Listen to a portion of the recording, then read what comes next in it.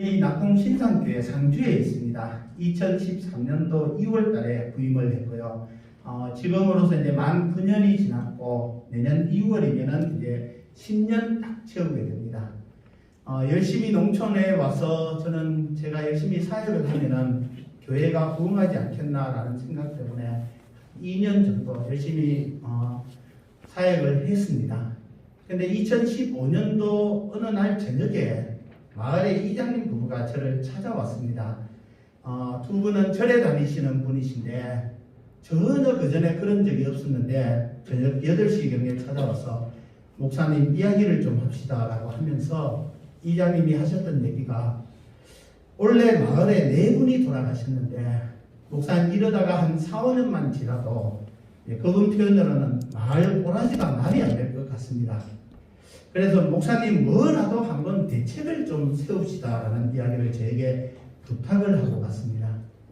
저는 처음 겪는 일이었고 이장님이 저를 찾아와서 그렇게까지 얘기를 해주시는 게 되게 반가웠습니다.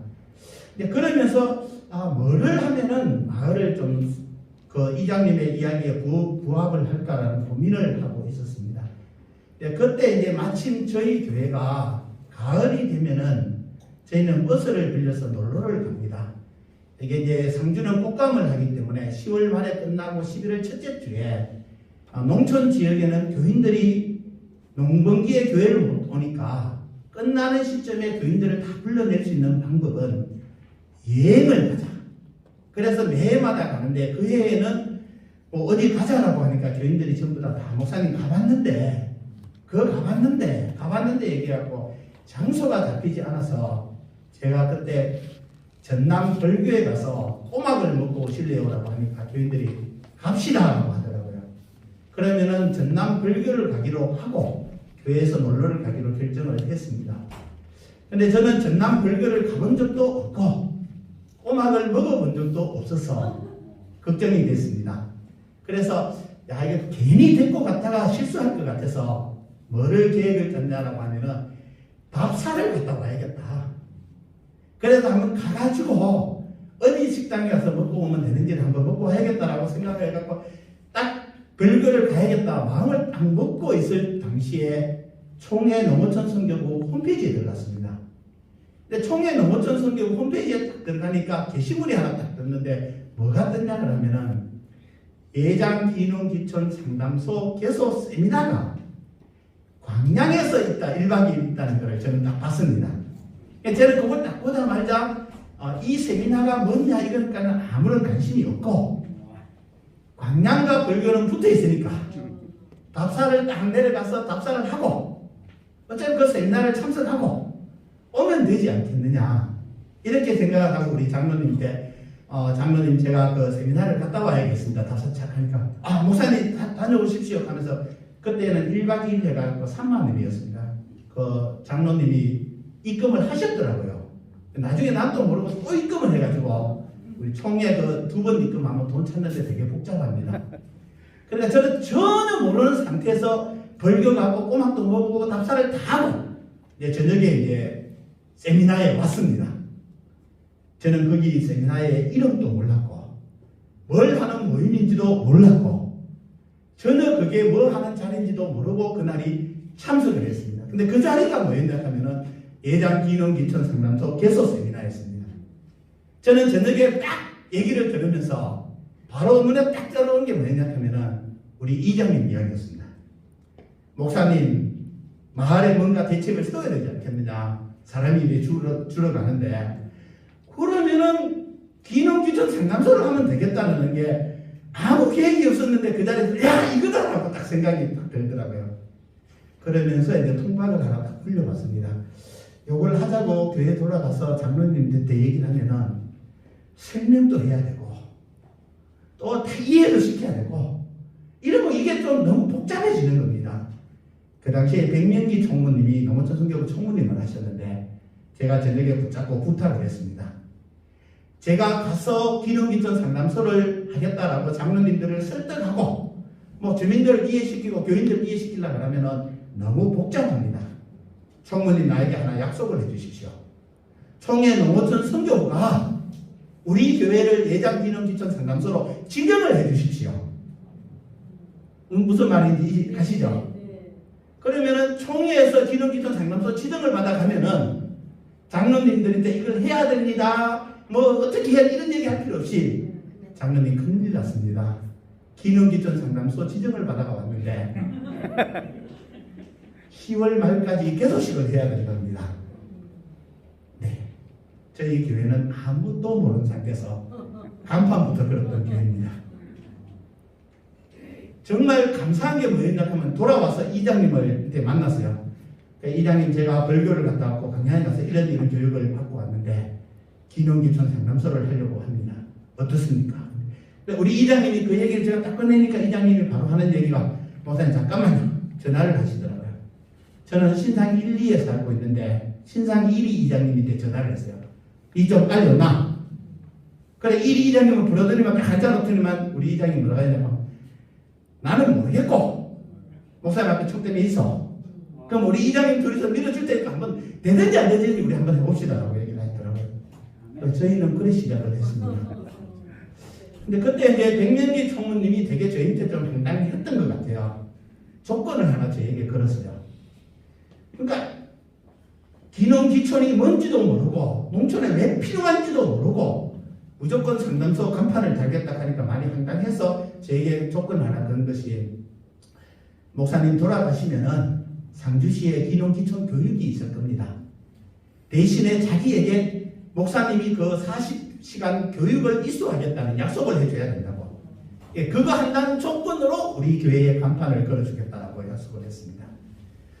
그 문제는 제가 농업기술센터 전화를 해보니까 기농기촌 교육을 받고 싶다고 전화하니까 목사님은 농업경치에 등록도 안 돼 있고 농업경인이 아니기 때문에 기농기촌을 교육을 받을 수 없다라고 얘기를 하시더라고요.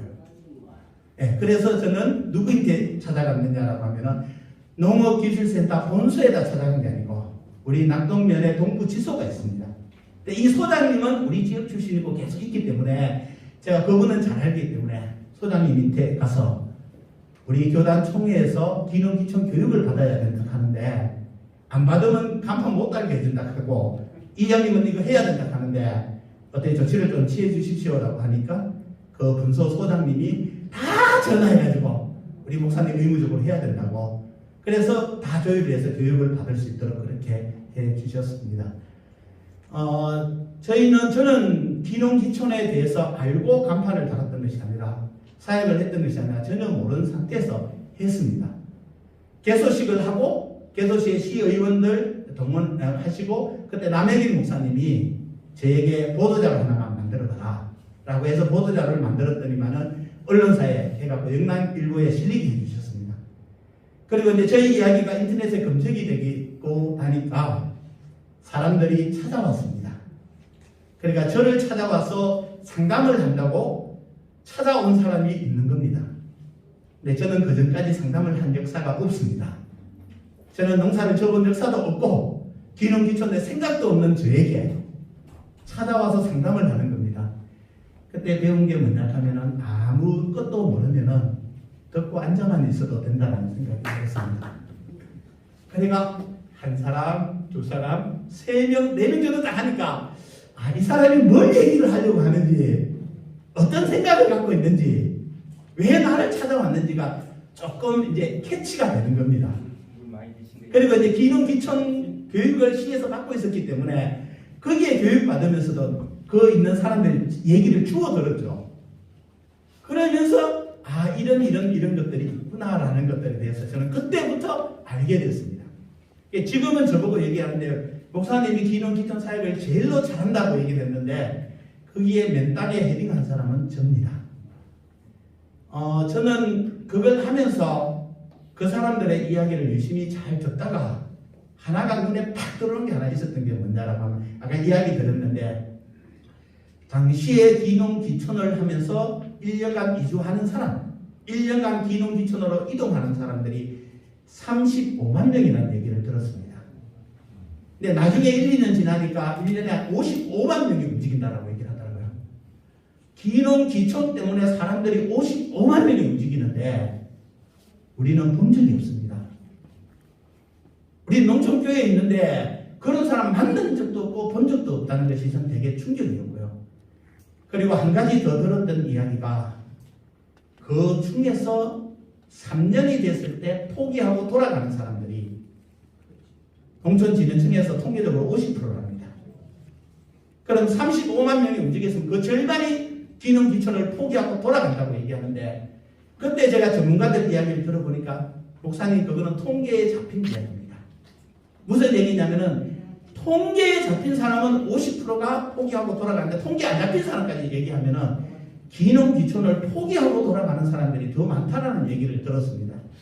그때 제가 느낀 것은 야, 이게 오는 게 중요한 게 아니구나. 오는 게 중요한 게 아니라 이 가는 거에 대한 생각을 좀 해봐야 되지 않나. 이게 더 중요하다는 생각이 들어서, 그러면은 어떻게 돌아가냐, 무엇 때문에 돌아가느냐라고 얘기를 했을 때 가장 많이 들었던 얘기가 지역 주민들하고 갈등 때문에. 지금도 그게 가장 많은 이유입니다. 나간 사람 다 붙잡고 물어보면은 대부분 그 얘기입니다. 아, 텃세 심하다. 제가 그런 이야기를 쭉 들어보면 전국에서 텃세 안 있는 지역은 한 군데도 없습니다. 우리 마을에 있는 사람도 저희한테 어제도 그 얘기했어요. 오늘 오시는 분도 목사님 상주는 너무 텃세가 심합니다. 근데 제가 듣기로는 예천도 심하다 하더라고요. 봉화도 심하다 하더라고요. 전국에 다 심하다 하더라고요. 뭐 이유야 그분 문제도 있고, 그 지역계에서 그분들이 오랫동안 공동체 생활을 해왔는데 그게 다른 사람이 접해 들어가는 게 안 쉽습니다. 그래도 저는 하나 희망이 있다라고 생각했는 거는 그 중간 역할을 교회가 하면 좋겠다는 생각이 들었습니다. 왜냐하면 우리는 편이 있습니다. 이제 저희 교회가 한 지금 재적이 60명이 넘었는데 지금 조금 코로나 지나면서 한 50명 조금 넘는 그렇게까지를 돼 있습니다. 근데 우리 교회 등록을 딱 하면은 우리 낙동면 안에서는 못 건듭니다. 왜냐하면은 편이 40명이 있습니다. 원래는 대단합니다.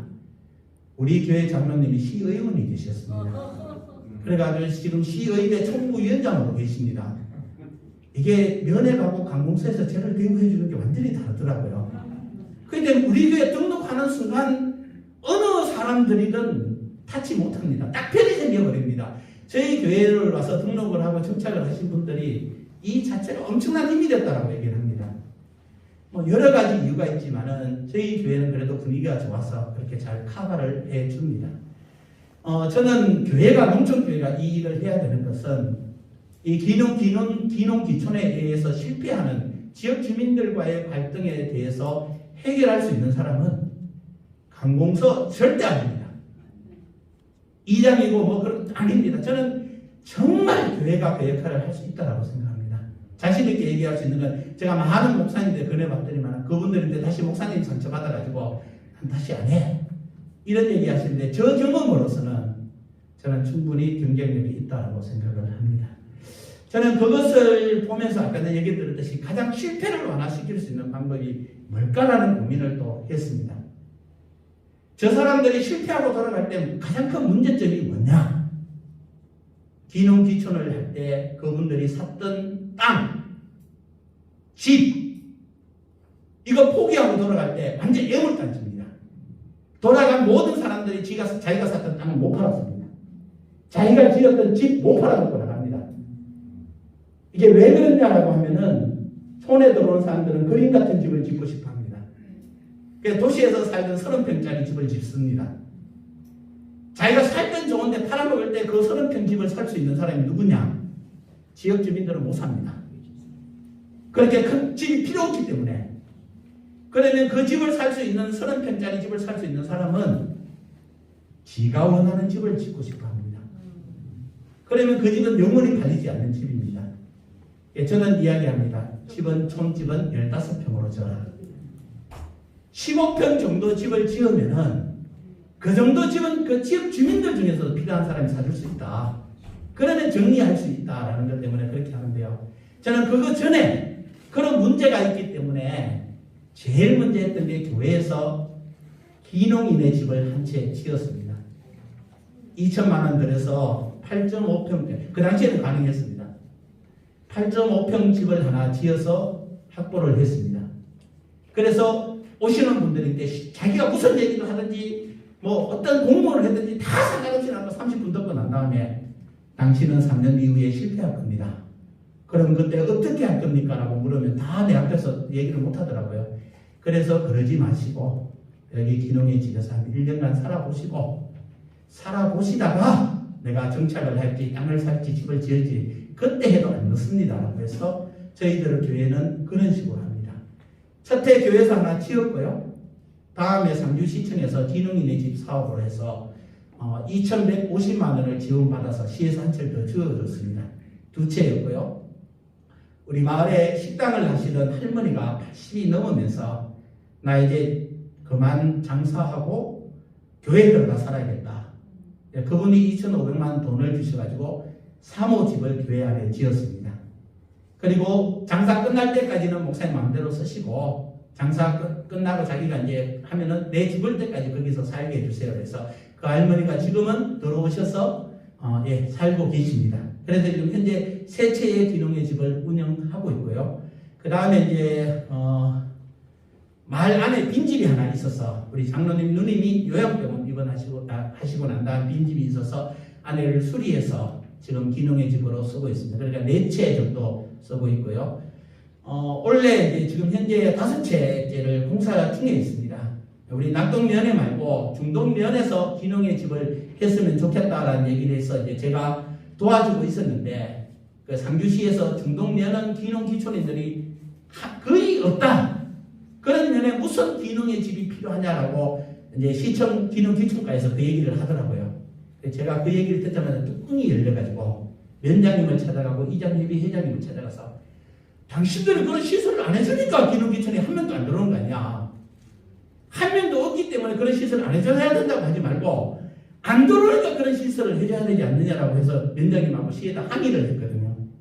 그래서 중동면에 기농의 집을 하라고 얘기를 했는데 중동면에서 그러면은 목사님이 그거를 운영하십시오라고 해서 빈집 하나 빌려서 리모델링 해서 지금 이제 아마 이번 달 말부터 수리가 다 끝나서 해야 되는데 4천만 원 현재 지원받아서 집 수리 중에 있습니다. 제도는 하나도 안 들어갑니다. 필요한 상수도 하수도 전기 모든 공사 지금 현재 시에서 하고 있고요.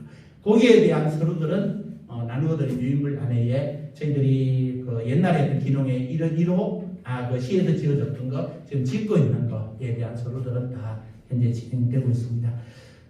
저희는 상주 시내에서 기농의 집을 가장 많이 운영을 하고 있습니다. 따지면 4-5채를 운영하고 있고 그리고 많은 사람들이 1년 주기로 계속 찾아오고 나가고 빠지고를 계속합니다.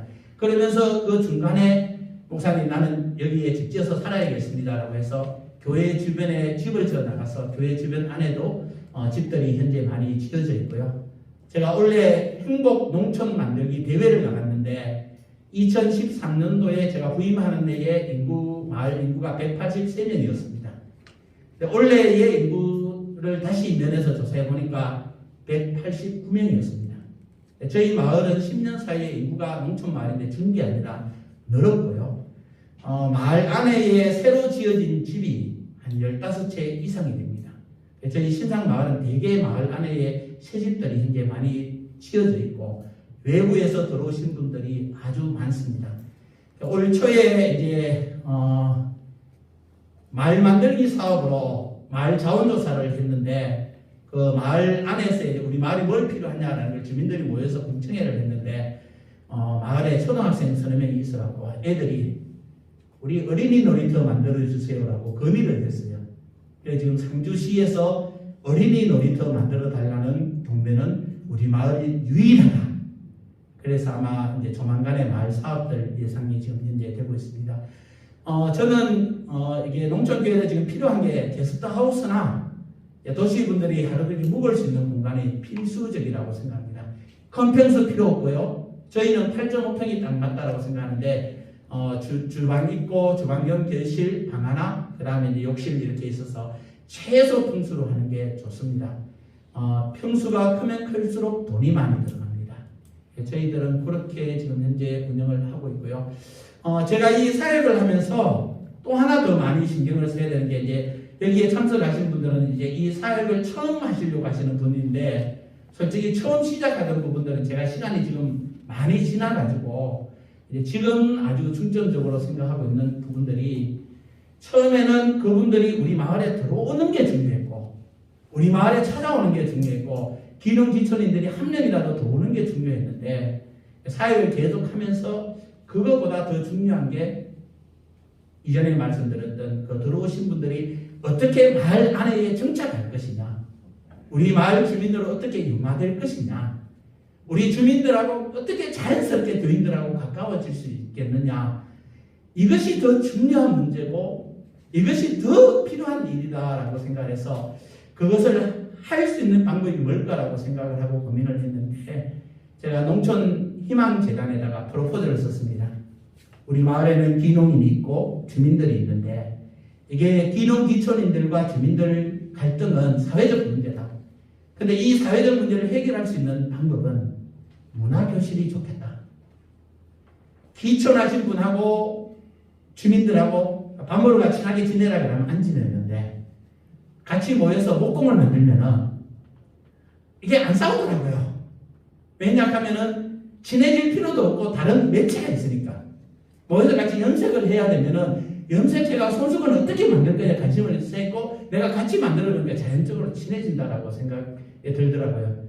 그래서 저는 이 문화활동이 기농 기촌 사역에서 아주 중요하다고 생각합니다. 그러면서 이제 우리 마을 안에 목공교실, 천연염색교실, 노래교실 이런 걸 이제 국가보도 사업을 받아서 진행을 하고 있고요. 이제 올 초에 낙동면에서 평생교육센터를 할 면을 신청하라고 예산이 내려왔는데 낙동면에서는 전혀 할 생각이 없었는데 우리 마을 이장님이 서류를 들고 오더니만은 목사님 이거 우리 마을에 합시다라고 들고 왔더라고요. 평생교육센터에는 마을에 안 줍니다. 면민회관에서 해야 되는데 이장님 들고 와서 우리 합시다 하고 보니까 이건 면회 하는 거더라고요. 이장님 이거는 마을에 하는 게 아니고 면회 하는 겁니다. 그래요? 그럼 목사님 면장님 만나러 갑시다 라고. 그래가 면장님 만나러 가가지고 면장님 이거 우리 낙동면에 합시다 이장님이. 그럼 뭐 이거 계획서 누가 짭니까? 운영 누가 합니까? 우리 이장님 말 목사님 하면 되지요. 이래가 지금 현재 원래 되게 큰 거 하나 썼습니다. 면회 평생학습센터를 운영하고 있습니다. 이런 문화적인 활동들이 저는 되게 중요하다고 생각하고 있고요. 지금 면회 설득을 하고 있는 것이 뭐냐라고 하면은 수강생들이 얼마나 교육받고 이런 것도 중요하지만은 저는 그 기농 기촌 하신 분들 아주머니 중에서 뭐 일자리가 있어서 몽골로나 아니면은 이제 제가 복지를 나가시는 분들도 계시지만은 저는 집에서 노시는 분들인데 자격증을 따르도록 해가지고 그 사람들을 그 평생교육센터에 강사로 다 투입을 다 시켜놨습니다. 그러니까 지금 그 평생교육센터의 강사는 처음은 누구냐 그러면은 교인들, 기농인들, 기촌인들 해가지고 그 사람들이 들어와서 운영을 하고 있습니다. 이게 장점이 뭐냐라고 하면은 그 기농, 기촌 하신 분이 우리 낙동면에 들어와서 평생교육 강좌에 선생님을 하고 있습니다. 뭐 더 이상 갖다 주민들하고 친해지라고 이렇게 할 말 필요 없지 않습니까? 그분들 보고 우리 마을에 잘 정착하시라고 할 필요도 없는 거고요. 그래서 저는 그런 문화활동에 대한 부분에 대한 것도 잘 생각을 해야 된다라고 생각을 하고 있고요. 지금은 이제 또 평생교육센터에서 제가 괜히 프로포즈를 하나 더 쓰는 바람에 지금 이제 덤태기를 하나 쓰고 있는 것이 제가 하나 뭐냐 하니까 농촌 사회에서의 문제가 뭐냐라고 할 때 세대 갈등. 농촌에 어르신들만 있고 젊은 사람인데 이 세대 간의 교류가 없다. 그래서 세대 갈등이 중요한 이슈다 농촌에서는. 그래서 농촌 사회에서의 세대 갈등을 해소하기 위한 뭔가가 있어야 된다. 그래서 평생교육센터에 제안을 해드리면은 그럼 목사님 100만 원 줄 테니까 그 마을에 찾아가는 평생교육을 한번 해보십시오라고 얘기를 해서 지금 애들이 만들기 위해서 어른인데 선물하고 아주머니들이 모여서 요리해서 할머니 집에 갖다 주고 할머니들이 애들을 불러서 얘기를 이런 어떤 세대 통합 교육을 지금 마을에서 해서 아마 이번 달 말에 그런 결과들을 만들어내려고 현재 노력하고 있는 중에 있습니다. 기농 기촌 사역이 안 쉽습니다. 저는 많은 사람들을 만났고요. 그 사람들 중에서 제 마음에 흡족한 사람보다도 제게 상처를 주고 간 사람들이 더 많습니다. 10사람을 만났다라고 하면은 괜찮은 분 한두 명 정도 만나는 그 정도로 상처를 많이 받았습니다. 그런데 그래도 지금 상주시에든 공무원들은 사회에서 기능기천사를 잘 하고 있다라고 하는 이유는 저는 지금까지 잘 버티고 있고 지금까지 잘 견디고 있고 그걸 통해서 잘 하고 있는 그렇게 진행되고 있는 편입니다. 교인들은 어떻게 늘었느냐라는 이야기를 할 수 있는데 저도 잘 모르겠습니다. 자기들이 찾아왔고 교회 안 다니는 사람들이 기농의 집에 있었지만은 교인들하고 멀리다 보니까 교회와 앉아 있고 그런 식으로 다들 와 있었습니다. 그래서 저희가 꼭 전도는 저희 교회는 안 합니다. 그러나 확실한 건 교회가 교인들이 많이 늘었고요. 또 우리 교회는 젊은 사람들이 70세 이상보다도 70세 이하 되시는 분들이 훨씬 더 많은 상황입니다. 30분이죠? 네. 질문 안 받기로 했기 때문에 나중에 받기로 그렇게 하고 저는 이만 마치도록 하겠습니다. 네, 감사합니다. 권영무 집사님 집사님 오시고 종선 씨 지금 많이 안 한 것 같고요. 이제 저는 우리 목사님들이 기농 귀천 하신 분들의 이야기를 좀 들어봐야 된다라고 생각을 해서 우리가 세미나 할 때마다 최근에 들어온 젊으신 분들의 이야기, 최근의 이야기도 들어보고 또 오랫동안 있었던 분들의 이야기를 좀 들어봤으면 하고요. 그래서 이제 한 분은 청년 농업인 시에서 지원을 받고 있고 스마트팜 교육을 받고 있고 기농의 집에 우리 한 1년 있다가 현재 이제 스마트팜으로 들어갔던 분을 했고 그 다음에 우리 권영무 집사님은 한 7, 8년 되셨습니다. 우리 지역에 들어온 지 작년까지 또 기농의 집에 있다가 1년 다 차서 이제 다 나갔지만은 집사님은 양봉을 하십니다. 저희한테 그런 얘기를 했습니다. 많이 어려운 점이 많다고. 근데 그런 이야기도 들어보는 것이 괜찮다라고 생각합니다. 우리 권영무 집사님 나오셔서 제가 여러 가지 많이 안 빠지도록 했던 게 틀을 잡아주신 거 위주로 이렇게 해주시면 좋겠습니다. 기농 전에 하던 일, 기농을 하게 된 계기, 기농 기촌 가정, 그리고 기농에 대한 농촌교회의 역할에 대한 이야기를 해주시면 감사하겠습니다. 우리 교회 권영무 집사님. 제가 안동에 오니까 제 번향에 온 것처럼 참 좋은데 상주는 참 상거로웠습니다. 처음 느끼기에. 근데 상주에 이제 아는 그 수도원이 있어가지고 제가 거기 이동 양봉을 이렇게 하느라고 그 벌통을 싣고 매년 아카시아 철 되면은 한 일주일에서 한 2주일 정도 이렇게 여주에서 경기도 여주에서 내려가서 그렇게 아카시아 꿀 채비를 하고 이렇게 했습니다. 그런데 제가 있었던 여주에서는 그 아카시아 밀원이 그 어르신들이 동네 어르신들이 무엇 때문에 그런지 모르지만 아카시아 나무를 다 찍어버렸어요. 그래서 아카시아 밀원이 참 안 좋았습니다. 그런데 상주는 아카시아 밀원이 너무 좋은 거예요. 그래서 상주로 내려오기로 결심을 하고 기회를 보던 중에 마침 이제 여주에 있는 땅이라든가 처분할 기회가 있어가지고 처분하는 김에 작년에 내려왔습니다. 내려왔는데 그 상주 사정을 이제 모르잖아요. 이제 예전에는 일주씩만 있다가 올라가고 2주씩 있다가 올라갔는데 이제 여기서 이제 여름을 지나고 가을을 지나다 보니까 상주가 얼마나 혹독한 곳이라는 걸 갖다가 작년에 깨닫게 되었습니다.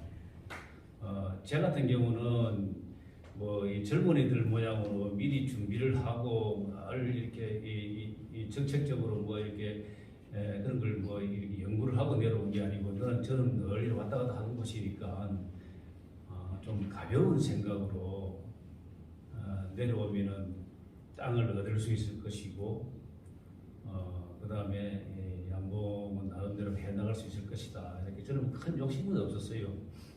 제가 54세에 이제 인생을 은퇴한다고 스스로 생각하고 저는 나는 자연이다 이처럼 살려고 이렇게 산으로 들어간 사람이라서 별 욕심도 안 되고 이렇게 있었는데 작년에 너무 혹독하게 벌통이 제가 100톤이 넘었는데 그걸 이제 겨울을 나기 위해서 한 70톤 정도 이렇게 추려놨어요. 이렇게 압축을 해놨는데 제가 이 수입이 좀 부족하니까 마기를 나갔습니다.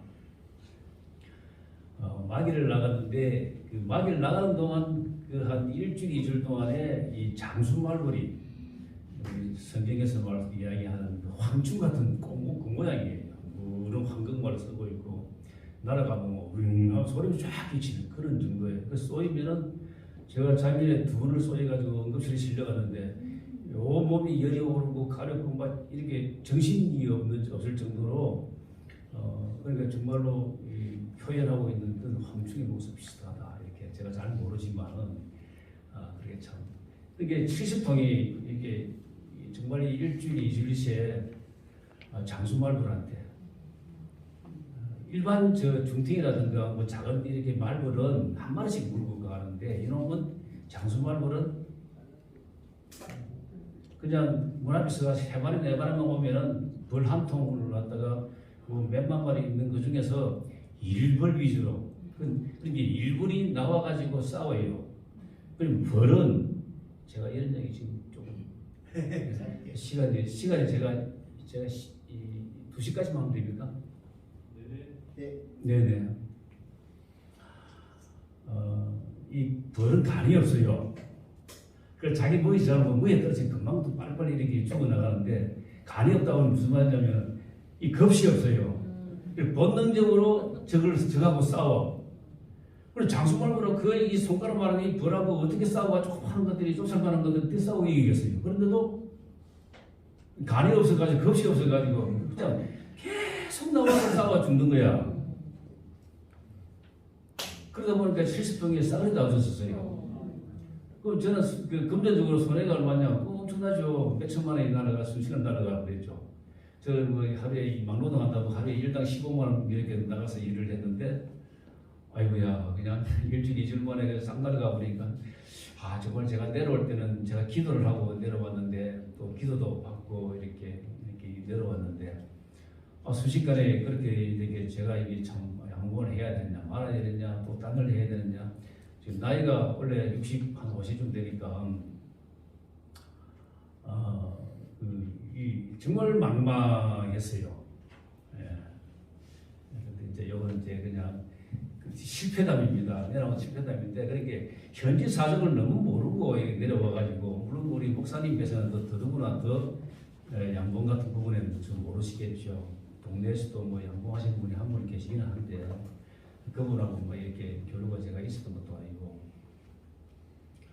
어쨌든 정말 벌은 양봉은 그렇게 한꺼번에 항상 이렇게 들어오기 힘든 그런 건데 저는 그렇게 그리고 그 뒤부터 이렇게 또 올해 또 벌을 사가지고 키우고 올해부터는 또 일도 못 나가니까 왜냐하면 어르신들이 그러더라고요. 양봉을 하면은 다른 일은 절대 못한다. 안 하려면 하든가 전념을 해야 된다 이렇게 이야기를 해서 제가 뭐 이게 상주에 논이 있는 것도 아니고 땅이 있는 것도 아니고 뭐 집도 절도 없으니까 청상 양봉을 지금 빌린 땅에서 임시로 수도원의 기퉁에다가 좀 놓고 지금 하고 있는 중인데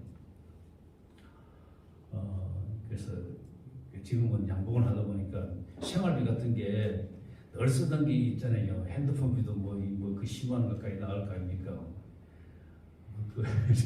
생활이라고 필요한 그런 부분들은 지금 아직 노령 연금을 받기 전이니까 돈 한 번 들어오는 데도 없어요. 그러다 보니까 계속 나가다 보니까 이게 이제 집, 땅 팔고 그다음에 아파트까지 이제 여주인 아파트는 뭐 작은 소형 아파트니까 얼마 안 하겠죠. 그렇게 전부 다 탁탁 틀어가지고 내려왔죠.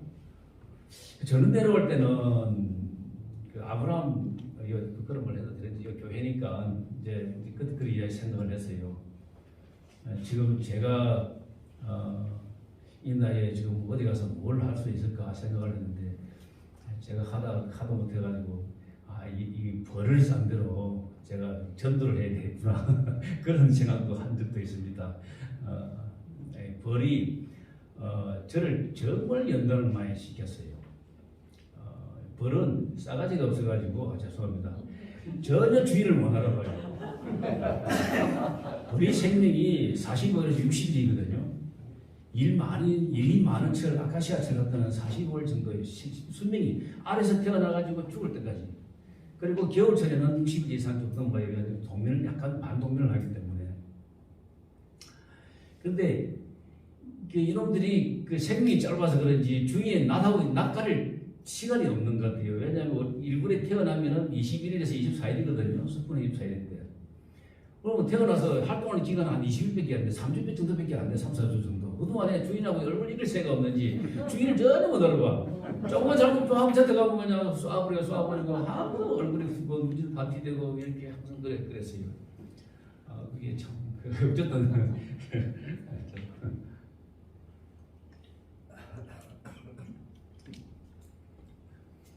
이제 제가 이제 이게 분리하게 가지고 제가 실패담을 이렇게 우스꽝스럽게 좀 말씀을 드렸는데 저기 상주시의 그 정책은 제가 느끼기로는 60 넘은 사람은 오지 마라. 아주 그러는 것 같아요. 제가 생각한 게 지금 이제 참 건강한 쪽인데 양봉을 하는 사람들 대개다 한 90 넘어까지 양봉을 해요. 굉장히 건강해. 로얄 젤리를 늘 잡숴서 그런가 모르겠는데 그렇게 오래 이렇게 일을 잘 하시더라고요. 지금 하고 계시고 상주시에서 양봉인들 다 모이라고 이렇게 시에서 이렇게 뭐 교육이 있어서 가보니까 젊은 분은 거의 없어요. 원래 양봉이나 자체가 젊은 분이 하기가 힘든 것 같아요. 보니까 어쨌든 그런데 상주시의 그 기농 어떤 그 정책에 좋은 점이 있다고 그래서 여기서 많이 생각을 했는데 훑어 보고 만나보고 공무원들을 만나보니까 정말 이렇게 아니다. 이제 교회 차원에서는 좀 모르겠습니다만 상주시의 이 인구 늘리기 정책은 일단 기농이라는 정책에 대해서만큼은 좀 그렇다. 방금 우리 목사님이 상처를 많이 주고 간 거예요. 10에 9명은 상처를 주고 갔다고 말씀을 하시는데 저도 가슴이 뜨끔합니다. 왜냐하면 기농인의 집이 저는 한 이래 생각했어요. 목사님이 기농인의 집에 살아보셨는가? 여름철, 겨울철 살아보셨는가? 이렇게 제가 그런 생각도 한 적이 있어요. 왜냐하면 낮에 일하고 들어오면은 여름철에는 들어가지 못해. 그냥 꼭 찜질방에 들어가는 것처럼 하루 종일 찜질방에서 일을 했잖아요. 그 덮어 쓰고 일을 하니까 땀이 하루에 옷을 몇 번 세네 번을 갈아입을 정도로 땀이 많이 흘러요. 이 방충복이라는 게 이 바람이 좀 잘 안 통하게 좀 돼 있는 것 같아요. 어쨌든 그런데 들어오면 너무 덥고 에어컨이 없군요. 에어컨 있죠. 그래서 에어컨을 빵빵 틀고 뭐 그랬는데 제가 전기세를 갖다가 10만 원 이상 내본 적이 없어요. 그런데 10만 원, 10몇만 원씩 나오니까 정신이 하나도 없는 거예요. 그래서 그냥 들어오는 수입은 없는데 이제 그런 이제 좀 약간 좀 디테일한 부분도 있다 이렇게 생각이 듭니다. 그래서 기농인의 집은 조금 이제 좀 뭔가 좀 보완할 필요가 있다는 생각도 좀 들기는 들고 그런데 그게 만약에 이제 그냥 좀 어떤 그냥 단순히 기농인의 집이라고 찾아 들어갔다 그러면은 제가 다른 데도 가봤는데 시골 집을 개조한 거기 때문에 사람 사는데 별 지장이 없어요. 그런데 이제 기농인의 집을 하신다고 교회에서 이제 따로 집을 이렇게 지어 놓으시는데 그게 그 컨테이너 형태에서 이제 좀 한 발 더 나간 좀 벽을 부각하고 이렇게 법규에 맞게끔 이렇게 하고 이렇게 하셨는데 그래서 그게 저로서는 그게 좀 보완할 부분들이 있다는 생각도 들었습니다. 물론 뭐 재정 문제라든가 그런 게 있으니까 뭐라고 말씀은 못 드리겠습니다. 그리고 저희야 뭐 한 달에 10만 원씩 들어와서 살았잖아요. 그 10만 원 나중에 또 보조로 또 나온다고 그러니까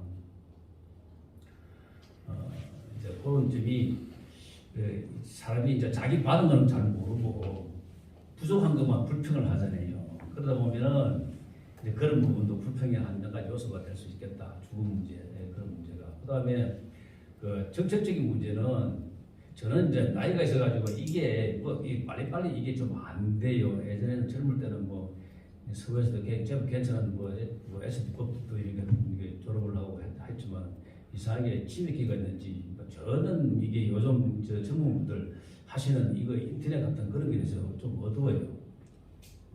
근데 이제 밝으신 분은 밝으신데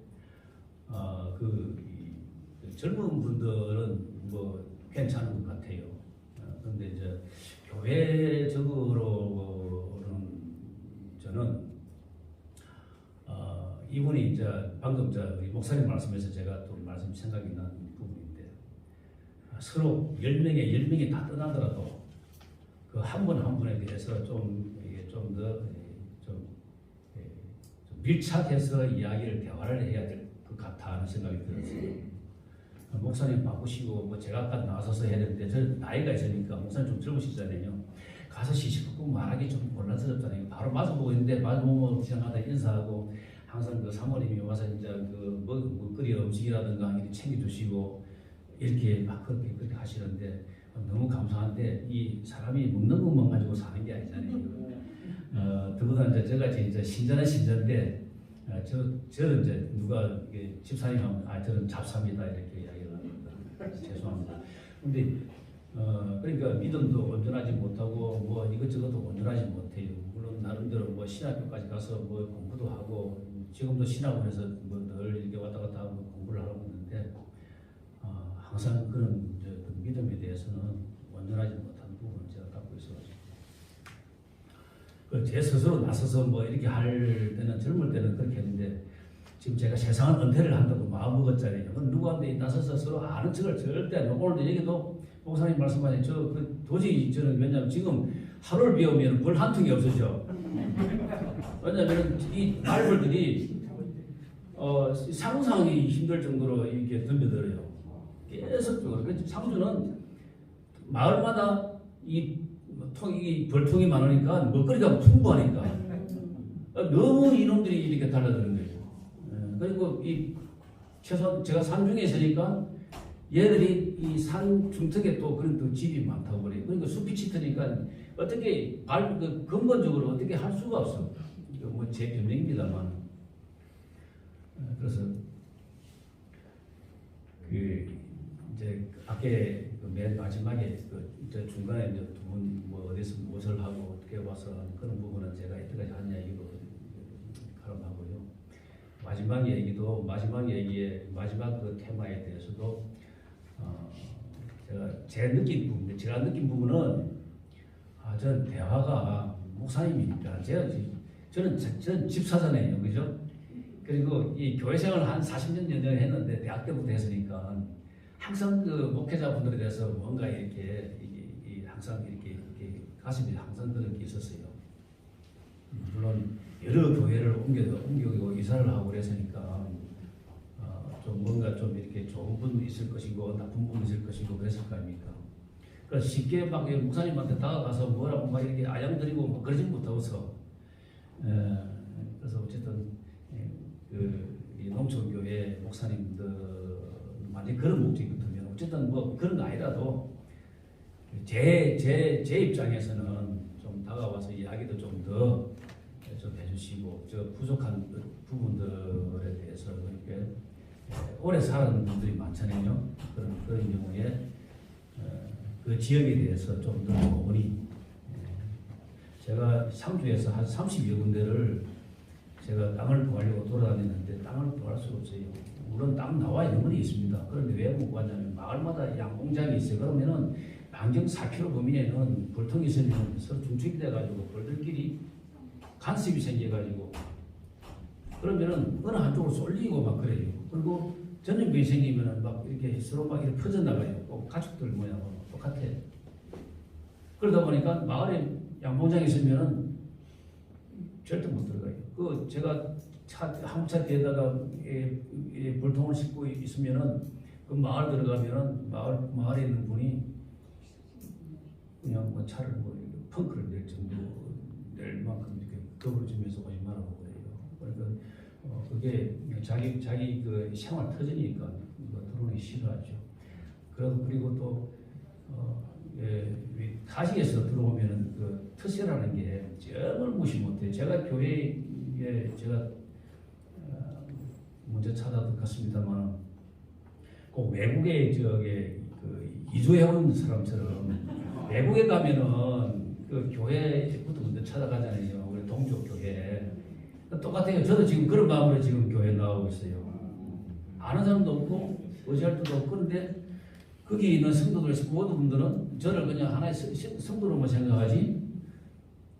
그 뭔가 제가 좀 다가가서 막 이렇게 요즘 또 코로나 때문에 소모임 못 하잖아요. 그러다 보니 더 이제 경기가 되고 고립이 되는. 그렇게 교회 나가면서도 예배 주일날 교회 예배 시간만 지키고 나머지는 아무것도 아닌 거예요. 이게 지금은 뭐 상황이니까 이제 그렇다고 제가 느끼십니다. 앞으로는 코로나가 지나가면은 아마 교회에서 수모임이 잦아지고 하면은 아마 이런 문제도 해결되지 않을까 생각이 듭니다. 제가 뭐 여기까지 와서 더 이상 시간이 좀 오바됐네요. 물어보실까? 이만 얘기 네, 감사합니다. 그 다음 하실 분이 조금 시간이 걸리는데 그동안 질의응답을 하시면 될 것 같습니다. 궁금한 거 물어보실 분 손들어 표시하시면 네, 질의응답을 받겠습니다. 이게 실제적인 거는 하신 분이 알거든요. 그래서 그런 부분을 직접 질문해 주시면 좋을 것 같아요. 제가 지금 1.5년 차라서 아주 생각이 아주 싱싱합니다. 이게 막 그냥 이것저것 안 가리고 막 말을 드릴 수가 있어요. 네. 왜냐하면 좀 시간이 되면은 이것저것 가리고 뭐 이것저것 고려도 하고 막 그런. 네. 귀농귀촌을 어떻게 결정하게 되었습니까?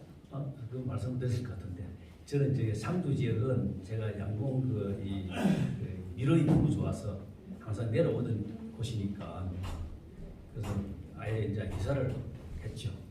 저는 뭐 특별하게 뭐 상주가 좋아서 간 건 아니고 상주에 있는 아카시아 꽃이 좋아서 간 겁니다. 네, 또 다른 질문 하시죠. 제가 좀 하나 질문 드릴게요. 네. 지금 이제 귀농인의 집에 거주하신 기간이 얼마쯤 되세요? 그거는 이제 규정사항이 딱 1년입니다. 1년 되셨어요. 네. 그러면 지금 이제 여기 이제 목회자들이 귀농 상담소나 지금 이제 낙동 신산교회 귀농 상담소 운영하잖아요. 네. 그것처럼 이제 대부분 교회에서 그걸 운영하거나 운영하려고 하는 분들이거든요. 예. 여기 참석하신 분들은.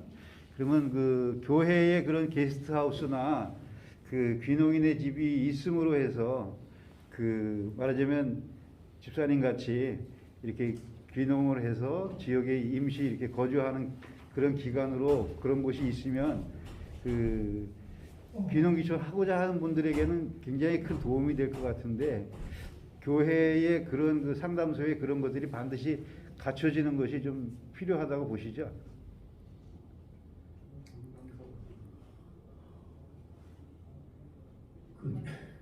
제가 무슨 말씀 드려야 될지 잘 모르겠는데 아마도 지금 농촌 교회에서 귀농귀촌 상담소라는 게 지금 정부 정책하고 잘 연계가 될 수도 있고 지금 우리 저 목사님 같은 경우는 굉장히 이제 좀 적극적으로 그 대응을 해 나가시는 분으로 제가 느꼈어요. 정부 정책에 좀 이렇게 뭐라 그럴까요? 좀뭐 수동적으로 이렇게 대응을 하는 게 아니고 좀 한 발 앞서서 좀 이렇게 적극적으로 대응을 해 나간다. 그런 제 입장을 제가 느꼈는데 그런 점에서 귀농귀촌 부분도 아마 그렇게 대응을 하시는 것 같아요. 그리고 우선 그 각 지역의 지자체의 그 정책을 갖다가 좀 더 면밀하게 검토하고 그게 이제 교회에 적용을 할 수 있는. 그다음에 들어온 그 귀농귀촌인들 갖다가 교회 식구로 끌어안을 수 있는.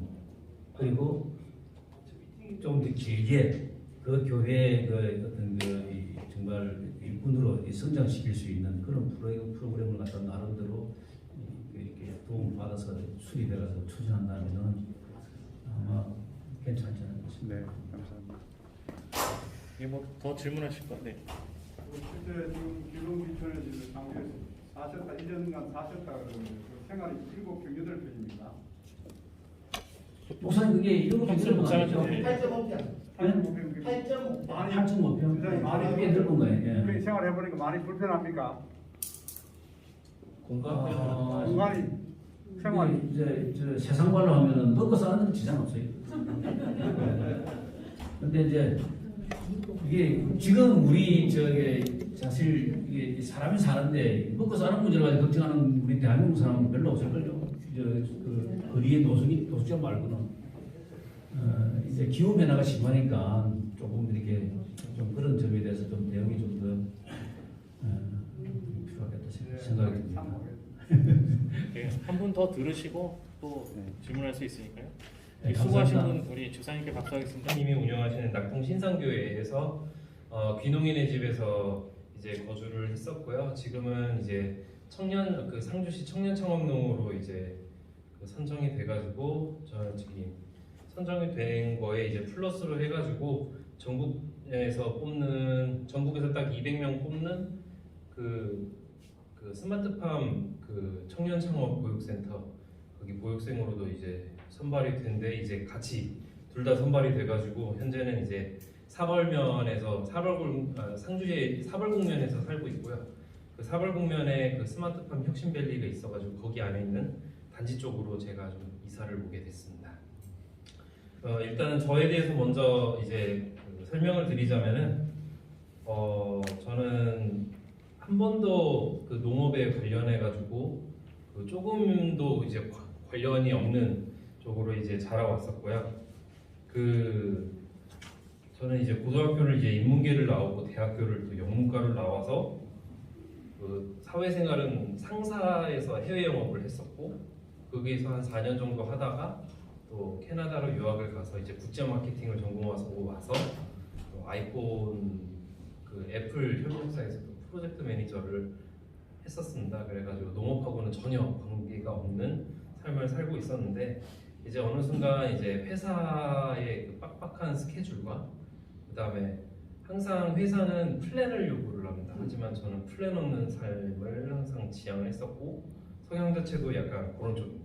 그래서 그 프로젝트 매니저 자체가 플랜, 계획, 시간 뭐 이런 거에 아주 철저한 직군이었기 때문에 좀 많이 안 맞았고요. 그 와중에서 이제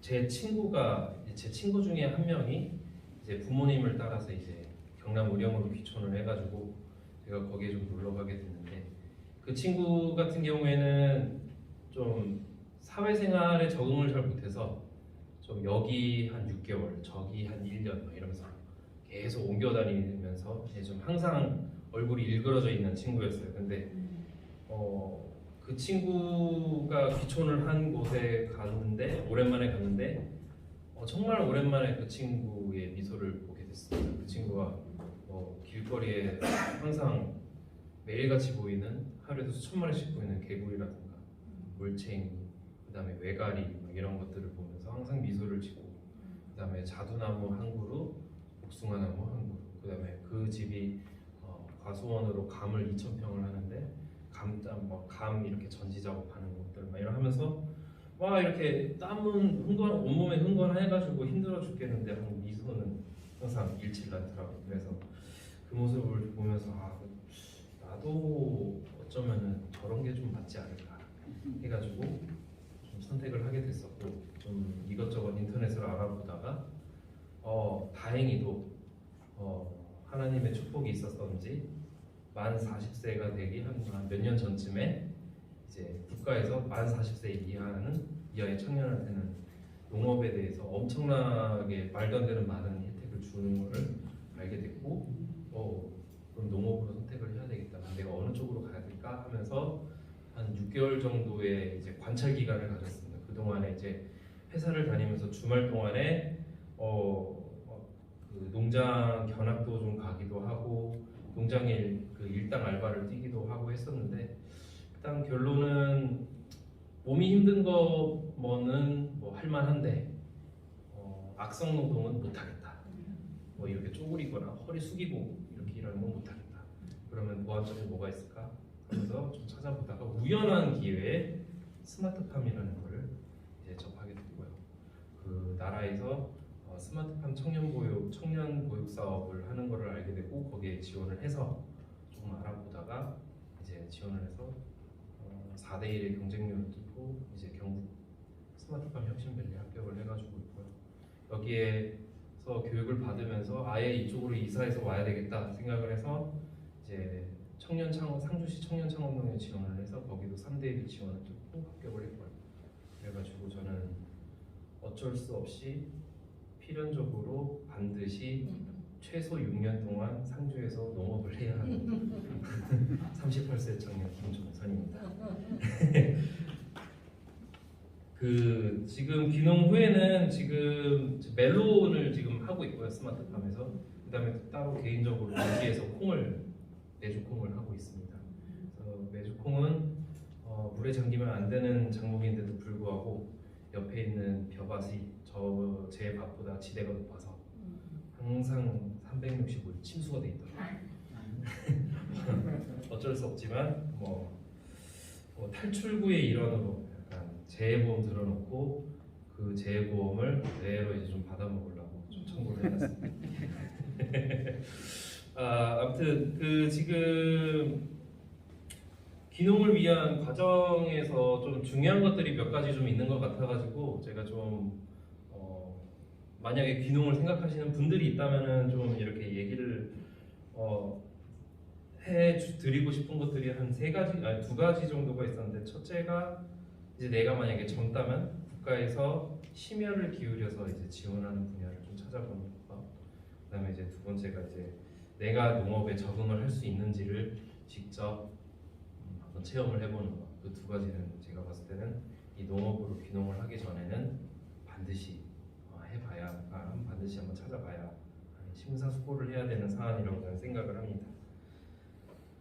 그리고 제가 딱 상주에 처음 왔을 때는 이제 뭐 딱히 머물 데가 없고 해가지고 제일 먼저 생각났었던 게 귀농인의 집이었고, 상주시의 혁신밸리에 들어가야 되니 어떤 귀농의 집을, 그 주변에 있는 귀농인의 집을 찾다가 불행은 아니에요. 확실히 다행이지만 하나님의 축복으로 딱 한 군데, 이제 김정환 목사님의 낙동신상교회 귀농인의 집 딱 한 3개였나요? 4개였나요? 그 중에 딱 하나가 비어 있는 걸 확인을 했었는데, 그게 뭐 예약이 됐었던 분이 있었는데 그분이 뭐 나중에 뭐 미루니 많이 뭐 이래가지고 들어갈 수 있을지 없을지 몰랐는데 어떻게 나중에 다행히도 들어가게 돼가지고 한 8개월, 10개월 정도 지냈었는데 물론 좀 불편합니다. 이제 도시의 생활을 하고 있다가 거기 들어가면은 좀 많이 불편하고, 그다음에 특히 난방이 잘 안 되는데 도시처럼 이제 따뜻하게 지내고 싶다 그러면 이제 이거를 각오를 하셔야 되고, 비용이. 네. 그리고 벌레가 제가 지금까지 38년 동안 도시에서 봤던 벌레 수를 다 합친 거를 거기서는 한 달 만에. 네, 그래서 전기 파리채에 전기 그 선에 그 벌레들이 다 붙어서 더 이상 전기가 작동하지 않을 때까지 전기 파리채를 썼어요. 제가 보니까 거기서 이제 귀농인의 집을 살게 되면서 좀 느꼈던 점은 이제 그 농촌 교회로서의 역할이 사실상 어떻게 보면은 이제 귀농하는 사람들과 그 기존에 있던 농민들과의 중간에 그 가교적인 역할을 하는 게 아닌가 생각을 하게 되면서 굉장히 좀 농촌 교회가 중요하다 이렇게 생각을 하게 되고요. 지금 김정환 목사님이 이제 이장님 및 그 마을 분들과 새로 이제 귀농하시는 분들과의 이제 가교 역할을 해주면서 그 새로 오시는 분들이 자연스럽게 그 신상일이 그 마을에 이제 녹아 들어가는 것들을 이제 8개월 동안 이제 직접 봐오게 되었습니다. 그래서 제가 봤을 때는 이 농촌교회라는 거는 제가 최소한 리당 하나 이상은 꼭 필요하다 저는 이렇게 생각을 하면서 혹시라도 뭐 궁금하신 점이 있으면 질문 있으시면 질문 하도록 하겠습니다. 네, 지금부터 질문해 주시죠. 네, 우리 잠깐만요. 네. 네. 원래 신앙인이셨나요? 저는 증조 할머니 때부터 기독교였고요. 그 증조 할머니가 제가 아주 어렸을 때 돌아가셨지만 거의 일제 시대 때부터 이제 기독교를 입문을 하셨던 분이시라서 저는 단 한 번도 이제 다른 종교에 들어가 본 적이 없고 지금까지 뭐 차례라든가 제사라는 거는 아예 모르고 살았습니다. 덕분에. 그러면 신사교에 오시기 전에는 예배 참석을 하셨던가요? 아주 잘 나갔던 거는 20대 후반까지는 아주 잘 나갔고요. 제가 유학을 갔다가 오니까 제가 다니던 교회가 이제 재정난으로 사라지면서 이제 교회를 잘 안 나가게 됐습니다. 그때부터. 네, 또 질문. 예. 스마트팜에서는 소득이 어떻게 됩니까? 뭐 아직 제가 교육생인데요. 괜찮아요. 예. 그래도 지금 현재로서는 마지막 단계 실습이 이제 내가 직접 종자를 구해가지고 키워서 판매하는 것까지, 그래서 판매해서 소득을 하는 것까지 다 교육이 이루어지고 있기 때문에 소득을 말하자면은 사실 제가 지금 처음 멜론을 해보는 거기 때문에 작황이 항상 좋을 수는 없습니다. 그래서 작황이 좋을 때는 둘이서 450평 했는데 2명이서 450평 했는데 인당 1,000만 원 가져갔습니다. 근데 딱 한 번 그렇게 했고 그 다음 잡기는 전량 폐기하고 그 다음 잡기는 매출액이 850만 원 나오는데 그거는 5명이서 했을 때 2명이서 했을 때는 2천만 원을 벌었고요. 5명이서 했을 때는 한 번은 제로, 그 다음은 850만 원. 그렇게 됐습니다. 딱 항상 좋을 수는 없습니다. 네, 또 다른 질문. 예, 우리 목사님. 그 지금 청년 농업인 선정 가능하고 네. 어떤 지원이 되는지에 대해서 얘기해 주십시오. 청년 농업인은 만 39세까지 지원이 가능하고요. 그 정확한 명칭은 청년 창업형 후계농이라고 하고요. 선정이 되면은 3년 동안 월에 100만 원, 1년차 100만 원, 1년차는 월에 100만 원, 2년차는 월에 90만 원, 3년차는 월에 80만 원씩 월급이 나옵니다. 그 다음에 그게 일단 의무적으로 청년 창업농에 이제 선정이 되면 5년 동안에 이제 혜택이 지어지는데요. 3년 동안 그 월급이 주어지고 5년 안에 3억이라는 자금을 대출을 받을 수 있습니다. 연 2%로 해가지고 5년 거치 10년인가 15년인가 상환으로 해가지고요. 2% 이자. 그래서 3억짜리를 대출을 하실 수 있습니다. 그 5년 안에 반드시 사용을 해야 되고요. 그 다음에 청년 창업농 지원 절차는 그 농촌진흥청하고 농정원에서 만들어 놓은 사이트가 있습니다. 거기에 그 인터넷으로 지원을 하게 되는 거고요. 서류 작업을 해가지고 지원을 하게 되면은 그 서류를 검토해서 1차 서류 검토를 하고 제 기억에 3배수를 뽑았던 것 같습니다. 3배수를 뽑아서 그 3배수를 가지고 면접을 봐서 최종 인원을 선발을 하는 겁니다. 그 다음에 각 시군마다의 그 청년 창업농 선정 인원은 매번 다릅니다. 그거는 매해 농촌진흥청에서 인원을 배정을 해줍니다. 지원자 수를 보고 선정자 수를 이렇게 딱 지정을 해줍니다. 그렇게 해가지고 면접을 봐서 합격을 하면 되는데 딱 봐서 좀 그 면접 내용이 좀 소극적이거나 좀 혁신적이지 않거나 하면은 다 탈락합니다. 그래서 요즘에는 제가 봤을 때 대세는 스마트팜 같고요. 제 동기 교육생들 중에서 청년 창업농 신청을 해서 떨어진 사람 한 명도 없습니다. 스마트팜 한다 그러면 다 붙고요. 그리고 샤인머스켓 하는 사람도 대부분 붙었습니다. 나머지는 거의 안 붙었던 것 같아요. 창업농에 3억을 대출해 주는데 네. 그 담보 대출이죠? 담보력이 있어야 되는 건 맞는데 동신보에서 85%인가 90%를 해줍니다. 그리고 나머지 10%에 대한 신용 능력만 있으면은 3억 대출이 나옵니다. 네, 이 사실은 이런 부분은 인터넷에 자세히 나와 있어요. 그리고 이런 부분은 저보다도 농촌진흥청이나 농정원분들이 훨씬 각 많아요. 지역마다 농촌 기술센터 다 있으니까 근데 거기다가 이제 자세히 알아보시는 게 좋고. 중요한 건 나이입니다. 네, 우리 집사님이나 우리 저기 청년분이나 그 이제 상담소를 통해서 얻은 유익을 질문하시는 게 좋지 않을까 싶은데요. 이 자세한 거는 이제 전국 단위로도 있고 지자체마다도 다 다릅니다. 가서 살펴보시면 얼마든지 찾아볼 수 있거든요. 여러분들이 궁금하신 게 청년 창업은 아니실 거라고 생각하거든요. 청년 기동 하실 분은 여기는 없으시잖아요. 여러분들이 질문하실 거는 청년 기동에 대한 얘기는 설명을 들으셨으면 됐고, 청년들이 교회에서 아니면은 귀농귀촌 상담소를 통해서 어떻게 유지되는지 뭐 어떻게 이어지는지를 훨씬 더 중요하지 않으실까요? 그런 부분에 궁금한 거 있으시면 질문하시면 좋겠습니다.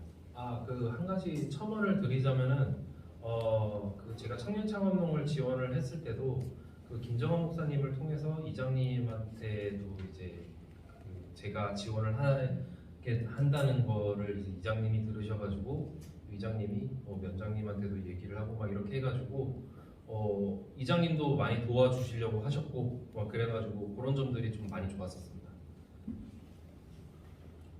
네, 더 질문 없으신가요? 네. 저희가 40분에 다시 시작할 텐데요. 개인적으로 질문하시는 건 굉장히 좋은 것 같습니다. 그러니까 잠깐 쉬는 동안에 만나서 궁금한 건 직접 물어보시는 게 더 좋을 것 같고요. 우리 수고하신 우리 청년님하고 우리 집사님, 네, 우리 김정호 목사님까지 다 낙동신당교회